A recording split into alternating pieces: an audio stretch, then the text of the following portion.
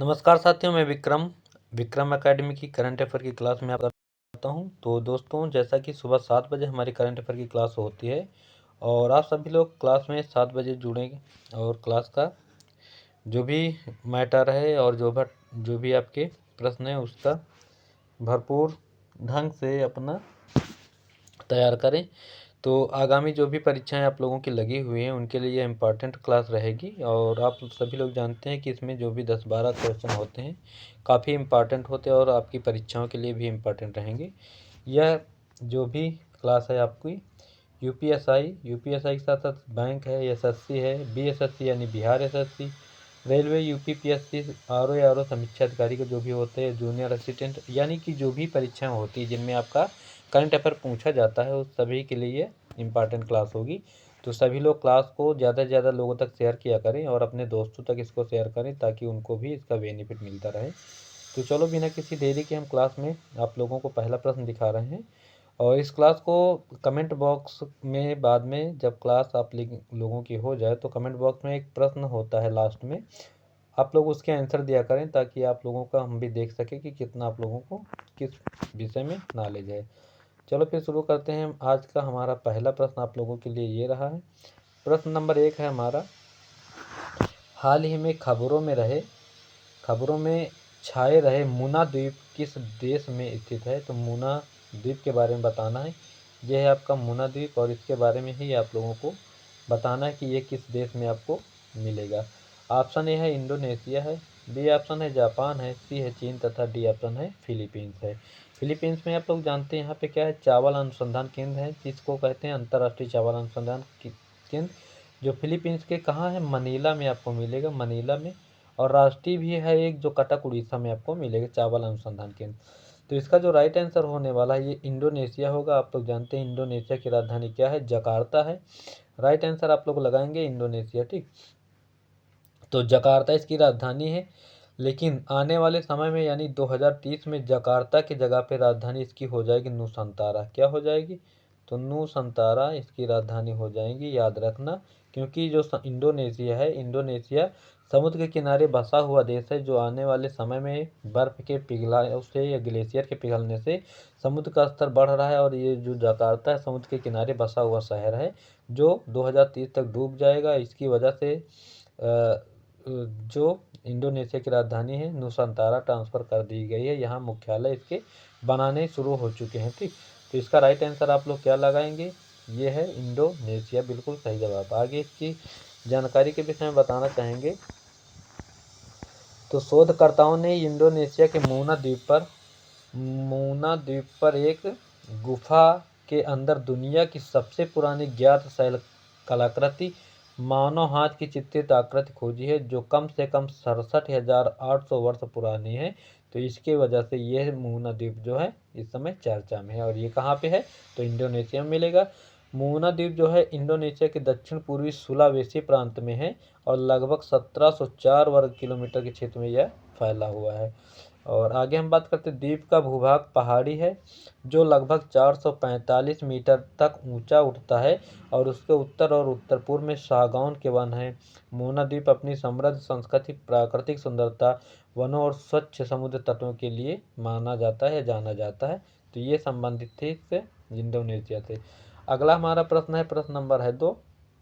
इसमें पूछा गया है सुकन्या समृद्धि योजना किस अभियान के तहत शुरू की गई है? तो सुकन्या आप लोग जानते हैं, सुकन्या समृद्धि योजना इसके बारे में सुने भी होंगे।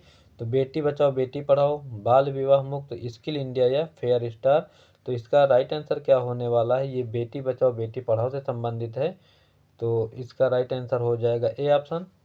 और आप लोग जानते हैं बेटी बचाओ बेटी पढ़ाओ का जो अभियान शुरू हुआ था ये सबसे पहले कहाँ शुरू हुआ था? तो हरियाणा में शुरू हुआ था, क्योंकि हरियाणा का जो है लिंगानुपात सबसे कम है, 879 लिंगानुपात माना जाता है। लेकिन वर्तमान अगर मैं बात करूं तो 923 इसका लिंगानुपात हो चुका है, लेकिन अभी ये अपडेट नहीं हुआ है क्योंकि जनगणना के अनुसार ही अपडेट हो जाएगा। तो राइट आंसर आप लोग लगाएंगे बेटी बचाओ बेटी पढ़ाओ, ए ऑप्शन बिल्कुल सही हो जाएगा। आगे हम बात करते हैं इसकी डिटेल्स के बारे में। तो सुकन्या समृद्धि योजना, इसके बारे में SSY भारत सरकार के बेटी बचाओ बेटी पढ़ाओ अभियान के अंतर्गत 22 जनवरी 2015 से शुरू हुआ है।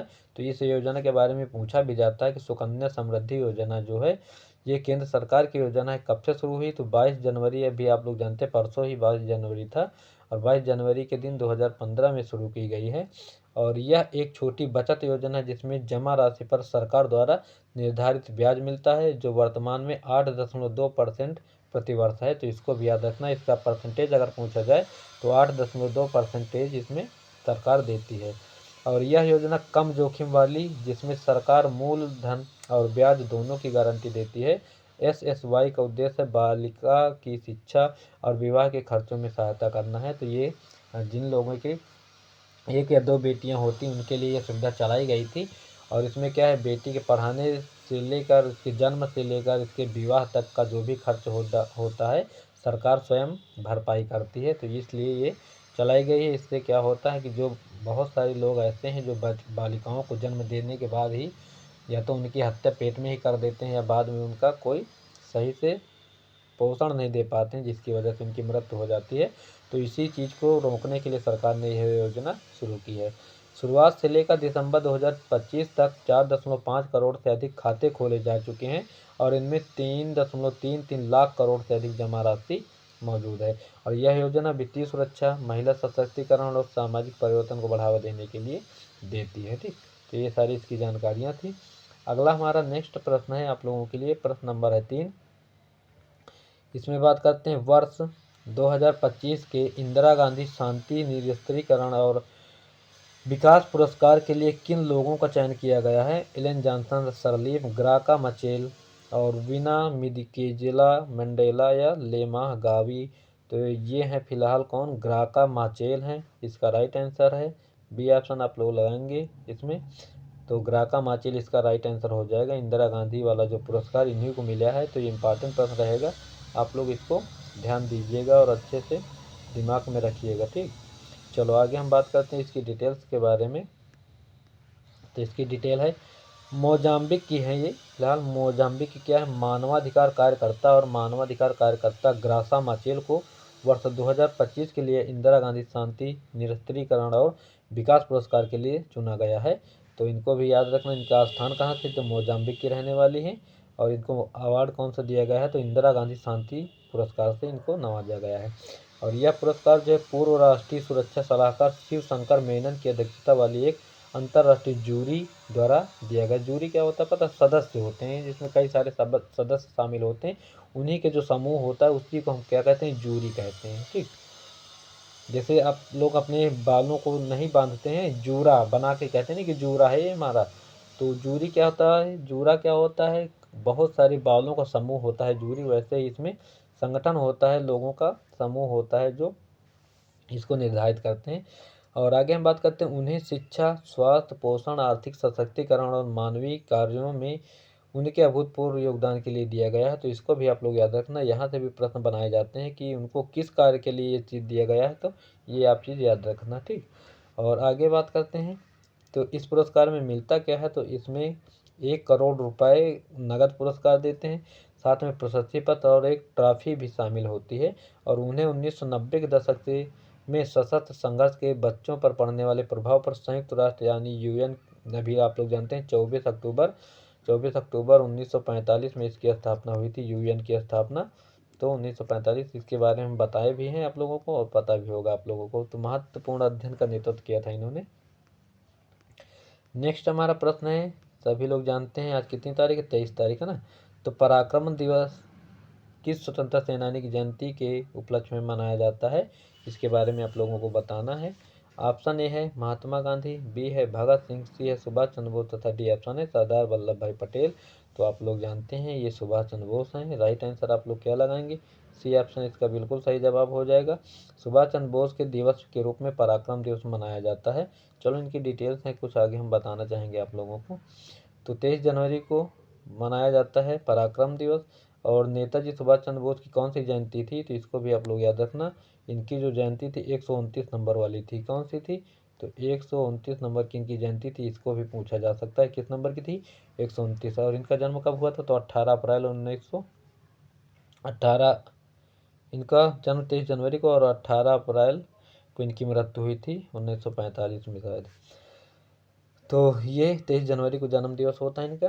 और यह दिन नेताजी के अदम्य भावना और राष्ट्र के प्रति निस्वार्थ सेवा को सम्मान देने के लिए याद में मनाया जाता है। और 23 जनवरी 1997 में इनका जन्म हुआ था। कहाँ? कटक उड़ीसा में इनका जन्म हुआ था। और एशिया का सबसे बड़ा एक बस टर्मिनल कटक उड़ीसा में इनके नाम से ही बनाया गया है। सुभाष चंद्र बस टर्मिनल कटक उड़ीसा में मौजूद है। इंडियन नेशनल पार्टी आर्मी के संस्थापक थे, इनको माना जाता है। और साथ में ही उनके पिता जानकीनाथ बोस थे। क्या थे इनके? जानकीनाथ बोस इनके पिता थे। उपनाम इनका क्या था? नेताजी। नेताजी किसने दिया था? तो हिटलर जो था जर्मनी, जब जर्मनी गए थे तो वहाँ इन्होंने नेताजी की उपाधि दी इनको। देशभक्तों के देशभक्त, एशिया की रोशनी की किरण के नाम से भी इनको जाना जाता है। और नेताजी सुभाष चंद्र बोस जानते हो आप लोग, 1943 में इन्होंने आज़ाद हिंद फौज और 1939 में फॉरवर्ड ब्लॉक की स्थापना की। इन्होंने अधिवेशन किए थे कौन से? 1938 और 1939 के अधिवेशन इन्होंने किए थे त्रिपुरा और कहाँ के किए थे? 1938 और 39 के जो कांग्रेस के अधिवेशन हुए थे, त्रिपुरी का अधिवेशन इन्होंने किया, 1939 का अधिवेशन किया था। और इसी 39 वाले में इनसे विवाद हो गया था। पट्टाभी सीतारामैया जो चुनाव में हार गए थे सुभाष चंद्र बोस के सामने, जो पट्टाभी सीतारामैया महात्मा गांधी के ओर से चुनाव लड़े थे और हार गए थे, उसी में गांधी जी ने कहा ये मेरी व्यक्तिगत हार नहीं, पट्टाभी सीतारामैया की हार नहीं, ये मेरी व्यक्तिगत हार है। और उसके बाद सुभाष चंद्र बोस ने अपने पद से इस्तीफा दे दिया था। और बाद में ये सारा मैटर इसी से तो हुआ था और गांधी जी गुस्सा भी हो गए थे। और सुभाष चंद्र बोस के राजनीतिक गुरु के बारे में अगर बात करें तो चित्तरंजन दास हैं। और पहली बार 1939 में कांग्रेस का अध्यक्ष बने थे। और यही 1939 में फॉरवर्ड ब्लॉक की स्थापना किया था, जब कांग्रेस को छोड़ दिया था इन्होंने। राष्ट्रपिता की उपाधि महात्मा गांधी को सुभाष चंद्र बोस के द्वारा दी गई थी। नारा इनका क्या था? तुम मुझे खून दो मैं तुम्हें आज़ादी दूंगा, 1943 में। ये प्रसिद्ध है। और खबरों में सुभाष चंद्र बोस क्यों? तो पर्यटन को बढ़ावा देने के लिए नेताजी सुभाष चंद्र बोस द्वीप जो है अंडमान निकोबार, ASN का मतलब होता है अंडमान और निकोबार प्रशासन को दिया गया है। और IMCOIC को CSCB आपदा प्रबंध पुरस्कार 25 से सम्मानित किया गया है। PM ने नेता सुभाष चंद्र बोस की होलोग्राम प्रतिमा का अनावरण किया है। तो ये भी करेंट अफेयर की जानकारी, इसको भी आप लोग याद रखिएगा। अगला प्रश्न हमारा है, असम में आयोजित बागुरुम्बा दौ 2026 महोत्सव को किसने संबोधित किया? अमित शाह, राजनाथ सिंह, नरेंद्र मोदी या हेमंत बिस्वा शर्मा? ये क्या है? CM है, मुख्यमंत्री हैं यानी असम के। इसका जो राइट आंसर हो जाएगा नरेंद्र मोदी, बिल्कुल सही जवाब हो जाएगा। असम का जो है त्यौहार एक मनाया गया और इसको किसने संबोधित किया? तो नरेंद्र मोदी यानी प्रधानमंत्री जी। आगे इसकी डिटेल्स के बारे में बात करते हैं। तो प्रधानमंत्री नरेंद्र मोदी ने असम में बागुरुम्बा दौ 2026 को संबोधित किया है। और इसके साथ साथ प्रधानमंत्री नरेंद्र मोदी ने असम के गुवाहाटी, आप लोग जानते हैं तो गुवाहाटी यहाँ पे सुपारी का सबसे ज़्यादा उत्पादन होता है। तो सरुसजाई स्टेडियम, कौन सा स्टेडियम? सरुसजाई स्टेडियम में बोडो समुदाय की विरासत का जश्न मनाने वाले एक प्रमुख सांस्कृतिक उत्सव बागुरुम्बा दौ 2026 को संबोधित किया है। और आगे हम बात करते हैं, इस महोत्सव में पारंपरिक बोडो लोक नृत्य का प्रदर्शन किया गया है और इसमें 1000 से अधिक कलाकारों ने अपनी प्रस्तुतियां दी, जो असम की समृद्ध सांस्कृतिक विरासत को उजागर करती है। और असम का आप लोग जानते हैं, असम के करेंट अफेयर की जानकारी क्या है? 43वां मोइदम जो यहाँ का यूनेस्को में शामिल हुआ था, 43वां यूनेस्को में शामिल हुआ था, इसको भी याद रखना। एक टीला है यहाँ पे। और उसके साथ साथ मैं बात करना चाहता हूँ कि सबसे बड़ा आप लोग जानते हैं नदी द्वीप कौन सा है? तो माजुली यहाँ का सबसे बड़ा नदी द्वीप है जो विश्व प्रसिद्ध है। और सबसे छोटा भी है नदी द्वीप, उमानंद के नाम से जाना जाता है, जो आपको कहाँ मिलेगा? तो ये ब्रह्मपुत्र नदी पे मिलेगा, ठीक है ना। तो ये भी आप लोग याद रखना, यहाँ से पूछा जाता है। और सबसे पहले तेल का कुआं कहाँ खोजा गया? तो ये भी आप लोग जानते हैं, डिगबोई असम में खोदा गया था। इसको भी आप लोग अच्छे से ध्यान दीजिएगा। काजीरंगा असम, आप काजीरंगा जो है एक सींग वाला गेंडा कहाँ पे है? तो काजीरंगा जो है आपका एक सींग वाला गेंडा यहीं पे मिलता है। और काजीरंगा जो है एक सींग वाले गेंडा पूर्ण रूप से मोबाइल सैटेलाइट से निगरानी करने वाला पहला उद्यान है। ये भी आप लोग याद रखना, ठीक। तो इतनी सारी जानकारियाँ इससे थी। आगे हम बात करते हैं, नेक्स्ट हमारा प्रश्न है और इन्हीं के नाम पे एक आप लोग जानते हैं जुबिन गर्ग जो असम के रहने वाले हैं, और इन्हीं के नाम पे क्या है, सिंगापुर में एक बनाया गया है द्वीप है। सिंगापुर में एक द्वीप है, जुबिन गर्ग जो यहाँ के गायक था उसी के नाम पे वहाँ पे रखा गया है। और एक सबसे बड़ा नदी जो पुल बना है भूपेन हजारिका के नाम से है। भूपेन हजारिका भी संगीत से संबंधित है। भूपेन हजारिका, इनका संबंध यहीं से है, असम से। सबसे बड़ा निर्मित नदी पुल बनाया गया भूपेन हजारिका के नाम से। ठीक, और आगे है हमारा नेक्स्ट प्रश्न 6 नंबर है। भारत ने हाल ही में एक्सपोर्ट के लिए गाइडेड पिनाका डिजाइन सिस्टम के सबसे पहले बैच ग्रीन अशोबल पेश किया।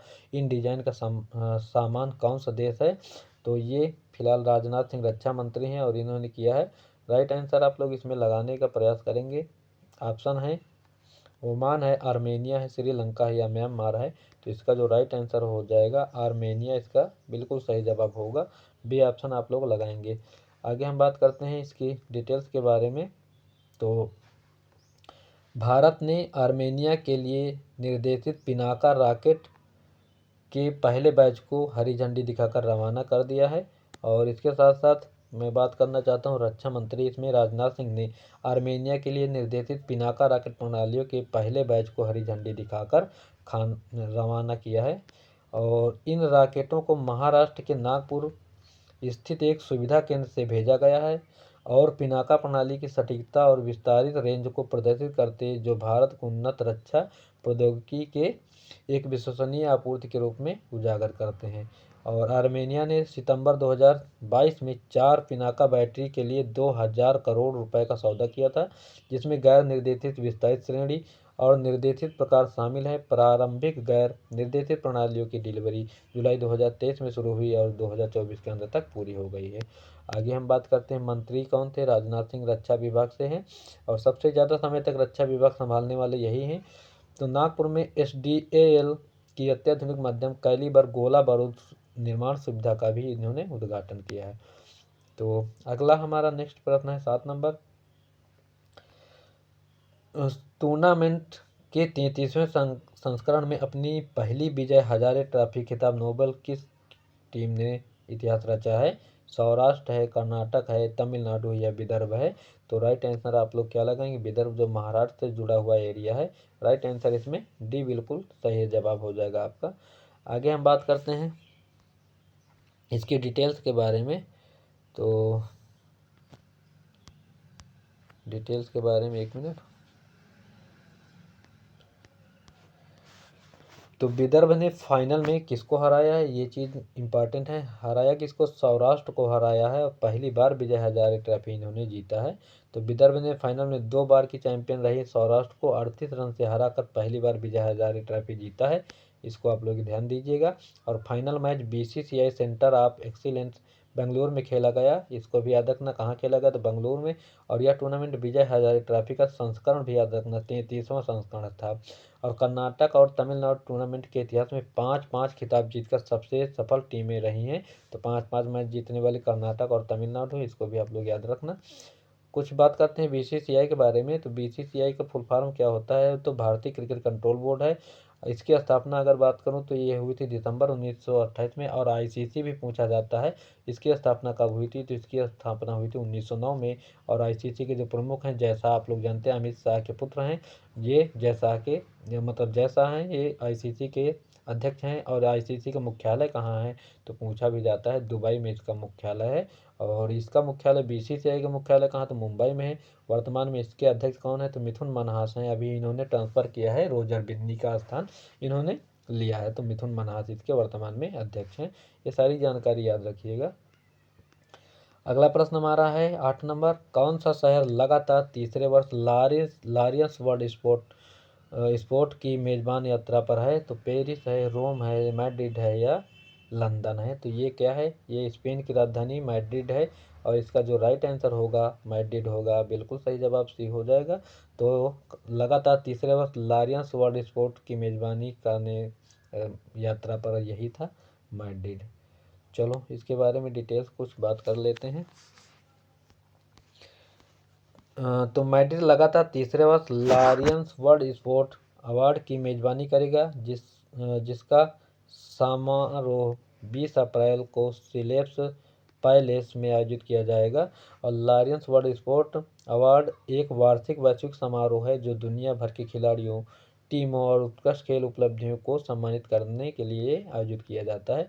और इन पुरस्कारों की स्थापना की मैं बात करूँ तो 1999 में Lions sport for good foundation द्वारा खेलों में उत्कृष्टता को सम्मानित करने और खेलों के माध्यम से सामाजिक परिवर्तन को बढ़ावा देने के लिए की गई थी। तो इसको भी याद रखना। इस पुरस्कार की स्थापना कब हुई? 1999 में हुई थी। चलो, और स्पेन के बारे में आप लोग जानते हैं, बायलों की लड़ाई कहाँ होती है? स्पेन में होती है, ये भी आप लोग ध्यान देना। IMF ने वित्त वर्ष 2025-26 के लिए भारत की GDP विकास दर का अनुमान कितना लगाया है? इसके बारे में आप लोग जानें और बताएं। तो राइट आंसर इसमें ए ऑप्शन है 6.4, बी है 6.6, सी है 6.9 तथा डी है 7.7। तो राइट आंसर आप लोग क्या लगाएंगे? बी ऑप्शन है 6.6 अनुमान लगाया है। और IMF आप लोग जानते हैं इंटरनेशनल मॉनेटरी फंड, इसका मुख्यालय वाशिंगटन DC यानी अमेरिका में है। तो इसको भी आप लोग याद रखिएगा, पूछा भी जाता है IMF के बारे में। आगे हम बात करते हैं इसकी डिटेल्स के बारे में। तो IMF ने भारत की GDP वृद्धि दर का वित्त वर्ष 2025-26 में के लिए पूर्वानुमान पहले 6.6 के अनुमान से बढ़ाकर 7.3 कर दिया है, जो मजबूत आर्थिक गतिविधि को दर्शाता है। तो ये 6.63 था। जनवरी 2026 के विश्व आर्थिक आउटलुक WEO अपडेट के अनुसार भारत की विकास दर 2026 और 2027 दोनों में घटकर 6.4 रहने का अनुमान है। इसको भी आप लोग याद रखना। और आगे हम बात करते हैं, IMF ने को उम्मीद है कि वैश्विक आर्थिक विकास 2026 में 3.3 और 2027 में 3.2 पर स्थिर रहेगा, जो 2025 में 3.3 की तुलना में काफ़ी हद तक स्थिर रहेगा।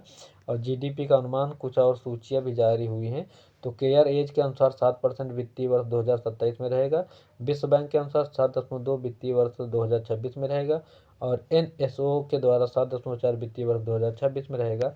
आगे कुछ है, संयुक्त राष्ट्र आर्थिक एवं सामाजिक मामलों के विभाग ने जो जारी किया है 7.4 वित्तीय वर्ष 2026 के लिए और 6.6 वित्तीय वर्ष 2027 के लिए और 6.8 वित्तीय वर्ष 2028 के लिए जारी किया है संयुक्त राष्ट्र आर्थिक एवं सामाजिक मामलों का विभाग। गोल्डमैन सैक्स ने 3% वित्तीय वर्ष 2025 के लिए और 6.8 वित्तीय वर्ष 2026 के लिए जारी किया। इंडिया रेटिंग्स एंड रिसर्च ने 6.9 वित्तीय वर्ष 2027 के लिए जारी किया है। तो ये सारी चीज़ें कुछ इंपॉर्टेंट हैं, याद रखना। अगला हमारा प्रश्न है, भाजपा के राष्ट्रीय अध्यक्ष के रूप में निर्विरोध कौन से निर्वाचित हुए हैं? तो ये प्रश्न आप लोगों के लिए इम्पॉर्टेंट होने वाला है, इम्पॉर्टेंट है भी, और ये एग्जाम में आने वाले भी प्रश्न होते हैं। तो पारुल त्यागी हैं, नितिन नवीन है, स्मृति ईरानी है या रेखा गुप्ता है? तो रेखा गुप्ता तो आप लोग जानते हैं ये मुख्यमंत्री हैं, कहाँ की? दिल्ली के मुख्यमंत्री है ना। रेखा गुप्ता क्या है? दिल्ली की मुख्यमंत्री, चौथी मुख्यमंत्री हैं। कुल मिला के अगर मैं बात करूँ तो ये पूरे दिल्ली में 9 नंबर की हैं, और ये महिला में पूछा जाए तो चौथे नंबर की रेखा गुप्ता। स्मृति ईरानी पहले भाजपा में क्या थी? कपड़ा मंत्रालय इनको दिया गया था, जो अमेठी से इन्होंने चुनाव जीता था। तो इसका जो राइट आंसर होने वाला है ये बी ऑप्शन होगा, नितिन नवीन है। ये बिहार के रहने वाले हैं और इनको भाजपा के राष्ट्रीय अध्यक्ष के रूप में निर्विरोध चुना गया है। ठीक, चलो बात करते हैं आगे इसकी डिटेल्स के बारे में। तो बिहार से 5 बार विधायक रह चुके नितिन नवीन भाजपा के सबसे युवा राष्ट्रीय अध्यक्ष निर्विरोध चुने गए हैं। और बिहार के 5 बार के विधायक नितिन नवीन, जो 45 साल इनकी उम्र है, निर्विरोध भाजपा के राष्ट्रीय अध्यक्ष चुने गए हैं। और इस तरह से वे शीर्ष पद को संभालने वाले अब तक के सबसे युवा नेता भी बन गए हैं। तो इसको भी आप लोग याद रखना, इंपॉर्टेंट प्रश्न था ये। और वह JP नड्डा का स्थान लेंगे, इनको भी आप लोग याद रखना। इन्होंने रिप्लेसमेंट इसको किया है, तो जयप्रकाश नड्डा जो है इनको वापस कर दिया है, अपने पद पे भाग गए हैं, जो 2020 से इस पार्टी के प्रमुख थे। तो 2020 से वर्तमान में अब हो गए हैं नवीन, और JP नड्डा को इन्होंने रिप्लेसमेंट किया है। आगे हम बात करते हैं, नेक्स्ट हमारा प्रश्न है, प्रश्न नंबर है 11। किस देश के पूर्व PM हान डक-सू को मार्शल लॉ मामले में 23 साल की जेल हो गई है? तो ये कहाँ के रहने वाले हैं? जापान के हैं, दक्षिण कोरिया के हैं, उत्तर कोरिया है या सिंगापुर के हैं? तो ये PM हैं हान डक-सू, और इनको मार्शल लॉ के मामले में 23 साल की जेल हो गई है। और ये रहने वाले कहाँ हैं? तो दक्षिण कोरिया के रहने वाले हैं। राजधानी इसकी सियोल है, आप लोग जानते हैं। इसका बी ऑप्शन बिल्कुल सही होने वाला है। आगे हम बात करते हैं इसकी डिटेल्स के बारे में। तो दक्षिण कोरिया के पूर्व PM थे हान डक-सू। तो हान डक-सू ये PM थे, और इनको मार्शल लॉ के मामले में 23 साल की जेल हुई है। और यह मामला पूर्व राष्ट्रपति यून सुक येओल से जुड़ा है, जिन्होंने 3 दिसंबर 2024 को देश में मार्शल लॉ लागू किया था। और यून को हाल ही में मार्शल लॉ लागू करने से जुड़े एक मामले में 5 साल की जेल की सज़ा सुनाई गई थी। और यून ने जब देश में मार्शल लॉ लगाने की घोषणा की थी, तब हान प्रधानमंत्री थे। ये भी आप लोग याद रखना। अगला हमारा प्रश्न है, प्रश्न नंबर है 12। हाल ही में उत्तर प्रदेश में राजभवन का नाम बदल कर क्या कर दिया गया है? तो ये भी यूपी करंट से महत्वपूर्ण प्रश्न था। और यही है फिलहाल वो स्थान। सभा भवन किया गया है, जन भवन किया है, या संसद भवन या प्रतिनिधि भवन किया गया है? तो राइट आंसर आप लोग क्या करेंगे, इसको नाम परिवर्तित करके जन भवन कर दिया गया है। उत्तर प्रदेश में भैया सबसे ज़्यादा नाम परिवर्तन ही होते हैं, इसके अलावा कुछ दिखाई नहीं देगा। बस बिल्डिंग का नाम बदलो, मंदिर का नाम बदलो, मस्जिद का नाम बदलो, और अपने अब आगे हम क्या कहें, किस किस के नाम बदल देंगे भगवान जाने। तो उत्तर प्रदेश राजभवन का नाम बदलकर क्या कर दिया गया है, इसका जन भवन कर दिया गया है। और उत्तर प्रदेश शासन ने एक ऐतिहासिक निर्णय लेते हुए राज्यपाल के आधिकारिक आवास का नाम बदल दिया है। तो ये क्या था, राज्यपाल का आधिकारिक आवास था, इसको भी आप लोग याद रखना। और गृह मंत्रालय भारत सरकार के निर्देशों के अनुपालन में अब राजभवन को आधिकारिक तौर पर जन भवन के नाम से जाना जाएगा। और गृह सचिव कौन थे, जगदीश त्रिपाठी द्वारा जारी आदेश तत्काल प्रभाव से लागू कर दिया गया है। तो इसको भी आप लोग याद रखना। तो बहुत सारे नाम परिवर्तन हो गए हैं, इतने नाम परिवर्तित हो गए हैं कि इसको याद करना बड़ा मुश्किल है। तो ये थी आज की हमारी करंट अफेयर की महत्वपूर्ण क्लास। और आगे हैं हमारे कुछ होनहार बच्चे जिन्होंने मेरे कल प्रश्न का जवाब दिया था। उसमें से कुसुम है, सिमरन है, साजो हैं, ये 3 लोग ऐसे हैं जिन्होंने मेरे प्रश्न का बिल्कुल सही जवाब दिया था। यूएन के बारे में मैंने पूछा था कि यूएन की स्थापना कब हुई थी, तो 24 अक्टूबर 1945 में इसकी स्थापना हुई थी। तो ये हमारा प्रश्न था। और आगे आज हमारा प्रश्न फिर है। तो सभी लोग कमेंट बॉक्स में जब भी क्लास देखा करें, पूरी क्लास देखा करें, क्योंकि लास्ट में ही प्रश्न दिया जाता है। तो आप लोग जवाब दिया करें ताकि सभी लोगों को इस सब चीज़ की जानकारी हो। और बेस्ट अवार्ड और बेस्ट विजेता हमारे कौन से हैं, तो कुसुम है, सिमरन, इन्होंने बिल्कुल सही है और बिल्कुल डिटेल के साथ अपना आंसर दिया है। तो ढेर सारी बधाइयाँ इन सभी लोगों को। और आगे है हमारा आज का विजेता सवाल क्या है, तो दिल्ली की पहली मुख्यमंत्री कौन थी, इसके बारे में आप लोगों को बताना है। बिल्कुल एकदम हलवा सा प्रश्न है। अभी आप लोग जानते हैं वर्तमान में रेखा गुप्ता हैं। और दिल्ली के बारे में जितनी भी महिला मुख्यमंत्री हैं डिटेल के साथ आप लोग दीजिएगा तो ज़्यादा बेहतर रहेगा। तो रेखा गुप्ता वर्तमान में है फिलहाल, लेकिन पहली महिला मुख्यमंत्री आप लोगों को बताना है कौन बनी थी, इसके बारे में टोटल कितनी मुख्यमंत्री हैं। और आगे आप लोगों को बताना चाहते हैं, यह है विक्रम अकेडमी का चैनल, इसको आप लोग ज़्यादा से ज़्यादा लोगों तक शेयर किया करें। और अपना व्हाट्सएप पे भी 1 घंटे के लिए थंबनेल इसको व्हाट्सएप पे अपना स्टेटस लगा लिया करें। और ये है मोबाइल नंबर मेरा, इसमें से आप लोग क्या कि पीडीएफ के लिए आप लोग इस पर मैसेज कर सकते हैं। तो इसमें व्हाट्सएप पे आप लोगों को भेज दिया जाएगा पीडीएफ इसका। तो हमारी क्लास कैसी रही आप लोग बताइएगा ज़रूर। क्लास अच्छी लगे तो कमेंट बॉक्स पे कमेंट करिएगा, क्लास को लाइक करना ना भूलें। और इसको सब्सक्राइब कर ले, जो भी मेरे पुराने स्टूडेंट हो तो सब्सक्राइब हैं, जो भी नए हैं चैनल को सब्सक्राइब कर लीजिएगा। और सुबह 7 बजे हमारी क्लास अपडेट हो जाती है, तो आप लोग इसको देख सकते हैं। कम समय की रहती है पर डिटेल अच्छा रहता है। और काफ़ी सारे प्रश्न पूछे भी जाते हैं, हमारी जो भी क्लासें होती हैं इसमें बहुत सारे प्रश्न आपको एग्जाम में देखने को मिल सकता है। तो आगामी जो भी परीक्षाएं हैं आप लोगों की लगी हुई है, लेखपाल की भर्ती का लगा हुआ है, लेखपाल की भर्ती के साथ साथ जूनियर असिस्टेंट सभी के एडमिट कार्ड जारी हो चुके हैं कल की डेट में। और काफ़ी दूर दूर सेंटर गया है, मेरा तो आगरा सेंटर भेजा गया है, फिलहाल जाना तो पड़ेगा ही। तो फिलहाल अपनी तैयारी बेहतर ढंग से करते रहिए। आगामी जो भी आप लोगों की परीक्षाएं उनके लिए आप अभी से तैयार हो जाइए करंट अफेयर के लिए। और करंट अफेयर काफ़ी लाभदायक और इम्पॉर्टेंट होता है, इसमें आप लोगों को स्टैटिक जीके भी दिया जाता है, तो जानकारी बेहद इम्पॉर्टेंट रहती है। तो सभी का सहयोग साथ रहेगा तो क्लास अच्छी चलती रहेगी और बेहतर ढंग से आप लोगों की तैयारी भी अच्छी होती रहेगी। तो बाय सभी को, कमेंट बॉक्स पे कमेंट करना ना भूलें। Thanks for watching this video, thank you, bye सभी को।